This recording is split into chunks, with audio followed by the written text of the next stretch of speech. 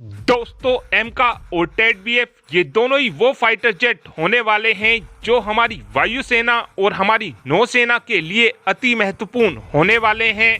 इन दोनों ही fighter jet को बनाने में लगातार लेट होता जा रहा है और अगर इन दोनों ही फाइटर जेट को बनाने में ऐसे ही लेट होता रहा तो भविष्य में भारत के सामने बड़ी दिक्कत खड़ी हो जाएगी, क्योंकि पाकिस्तान की तरफ से लगातार इस बात को लेकर कोशिश की जा रही है कि जल्द से जल्द भारत से पहले चाइनीज J-31 फाइटर जेट को खरीदकर अपनी सेना में शामिल कर लिया जाए। लेकिन अभी तक हम यही सोच रहे थे कि एमका और टेडबीएफ के डिले होने के पीछे HAL और ADA का हाथ है, क्योंकि एमका और टेडबीएफ को इस समय HAL और ADA ही बना रहे हैं। एक्चुअल में देखा जाए तो ये लेट ADA और HAL की वजह से नहीं हो रहा है, बल्कि हमारे इंजीनियर और हमारे साइंटिस्ट दिन रात मेहनत कर एमका और टेडबीएफ के लिए एक से बढ़कर एक टेक्नोलॉजी को बना रहे हैं, ताकि जल्द से जल्द हमारी वायुसेना और हमारी नौसेना को ये दोनों ही फाइटर जेट सौंप दिए जाएं। लेकिन ये लेट हमारी गवर्नमेंट की तरफ से कराया जा रहा है, क्योंकि गवर्नमेंट की तरफ से अभी तक भी 15,000 करोड़ रुपए की फंडिंग को अप्रूवल नहीं दिया गया है। और जब तक HAL और ADA को पैसा नहीं मिलेगा तो हमारे इंजीनियर ही क्या कर लेंगे। इस फंडिंग को इस समय इलेक्शन की वजह से रोक कर रखा गया है।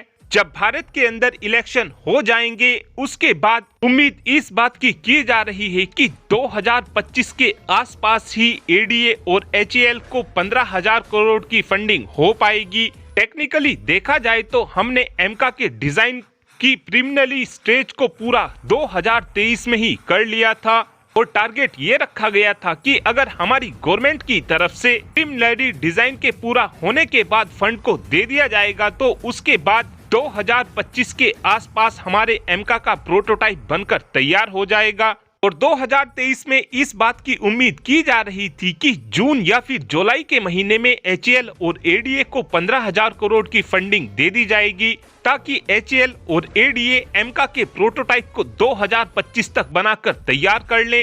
लेकिन अब जब फंडिंग ही 2025 में मिल पाएगी तो उसके बाद 3 सालों का और ज्यादा समय लग जाएगा एमका के प्रोटोटाइप को बनने में, जिससे कहीं ना कहीं ये बात पूरी तरीके से साफ हो चुकी है कि हमारा एमका फंडिंग की वजह से लेट हो रहा है। इसमें हमारे इंजीनियर और हमारे साइंटिस्ट का कोई भी फॉल्ट नहीं है। और इस फंडिंग के लेट होने की वजह से अब हमारा एमका 3 से 4 साल लेट हो चुका है। जिस समय एमका को बनाना शुरू किया गया था उस समय एमका प्रोग्राम समय से पहले चल रहा था, लेकिन अब हमारा एमका प्रोग्राम 3 से 4 साल लेट हो चुका है। और ये डिले आने वाले समय में भारत के सामने एक बड़ी दिक्कत भी खड़ी करने वाला है। इस समय हमारी गवर्नमेंट को इलेक्शन पर फोकस ना कर HAL और ADA को तुरंत ही 15,000 करोड़ की फंडिंग दे देनी चाहिए, ताकि हमारे एमका प्रोग्राम को इस समय भी फास्ट फॉरवर्ड कर दिया जाए। और अब आप ही कमेंट कर बता सकते हैं कि क्या ADA और HAL को 15,000 करोड़ रुपए की फंडिंग तुरंत करनी चाहिए, हाँ या फिर ना। इस बात का आंसर आप कमेंट बॉक्स में दे सकते हैं। Thanks for watching this video. Have a good day.